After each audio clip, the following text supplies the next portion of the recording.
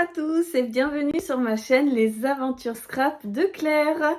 Je suis heureuse de vous retrouver, ça fait un petit moment quand même que j'ai pas fait de vidéo sur cette chaîne. Et là j'ai fait un petit tour chez Action après avoir vu un post sur Facebook sur un groupe pour la machine Cricut. Du coup j'ai été acheter ce petit truc.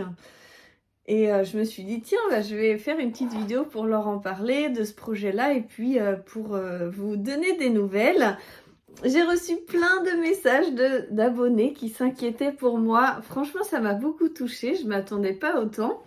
Et en même temps, je me suis dit, oh mince, je suis en train de les inquiéter pour rien. Pourtant, je vous avais dit que je m'étais lancée donc dans l'onglerie et du coup, ça me prend énormément de temps.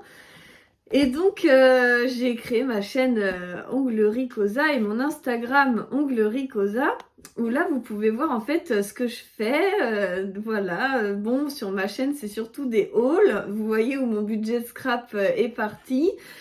Mais je vais essayer de faire des vidéos un peu plus. Mais tant que j'étais débutante, je me dis, on va pas faire des tutos en tant que débutante. Donc voilà un petit peu. Et puis c'est vrai que j'ai eu pas mal de soucis de santé dernièrement, ce qui me fatigue énormément et du coup je suis très fatiguée et quand j'ai du temps libre je me repose plutôt que de faire du scrapbooking. Donc c'est vrai que là c'est carrément à l'abandon ma scrap room. Si vous voyez la taille sur mon bureau, ça fait peur. Mais j'avais pas trop le courage et comme il y a tellement de bazar dans ma scrap room, j'ai essayé de faire un petit peu de tri et de mettre à vendre sur Vinted des choses. Et je pense que c'est ça qui a inquiété les gens en se disant mince, elle est en train de vendre tout son scrap. Quand mon mari est rentré dans ma scrap room, il m'a dit t'es sûre que t'as vendu des trucs? J'ai dit oui, j'ai vendu plein de trucs de scrap. Mais ça se voit pas en fait. Ça a inquiété les gens quand j'ai vendu mes aquarelles, mais j'ai vendu 50% de mes aquarelles, j'ai pas du tout vendu. Donc voilà, je suis quelqu'un qui achète beaucoup, je le sais. Donc j'ai encore beaucoup de stock. Je suis pas prête d'arrêter de scraper.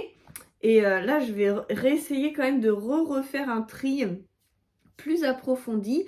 Parce qu'en fait, tout ce qui me reste dans ma scrap room, j'adore tout. Mais là, je dois vraiment faire un tri parce que je dois libérer une place pour que mon mari puisse aussi travailler dans cette pièce de temps en temps. Et donc, il faut que je lui fasse de la place. Et pour l'instant, tout est plein partout. Donc, il faut vraiment que je libère de la place. Donc, tout ce qui sera à vendre sur mon Vinted à venir, ça sera des choses que j'aime énormément, mais que je me sépare en me disant, bon, allez, Claire, t'as 3 fois ce thème-là, j'en choisis un et puis je vends les autres.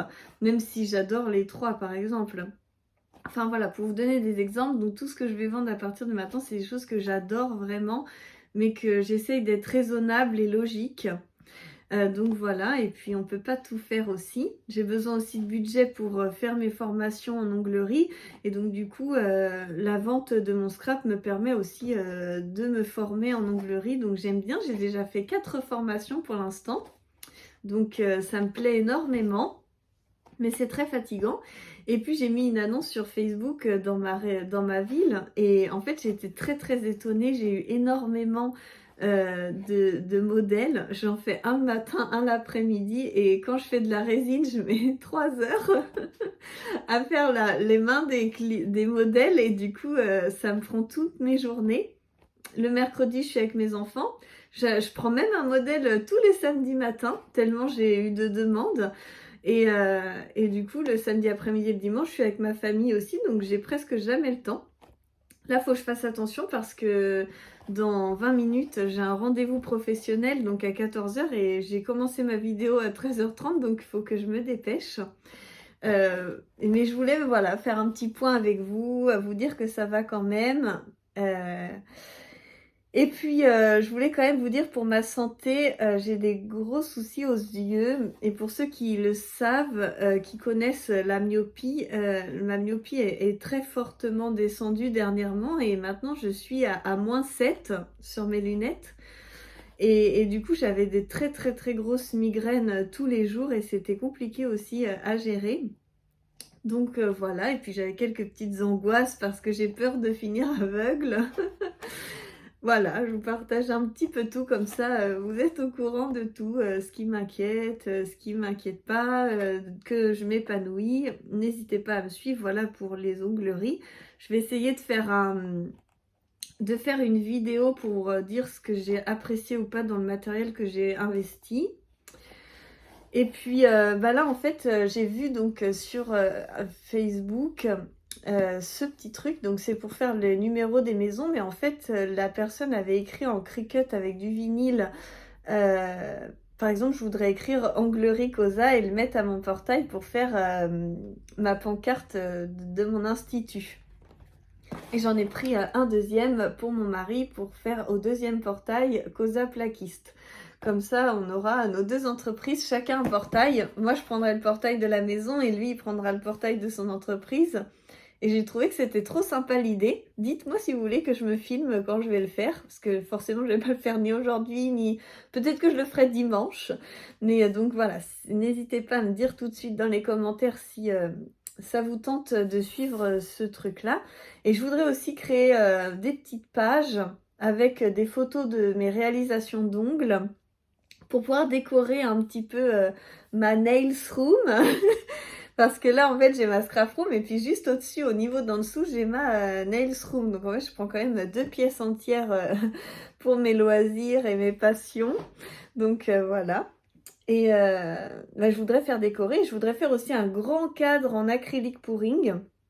Donc comme ça, c'est des objectifs que j'ai vraiment envie de faire là très bientôt.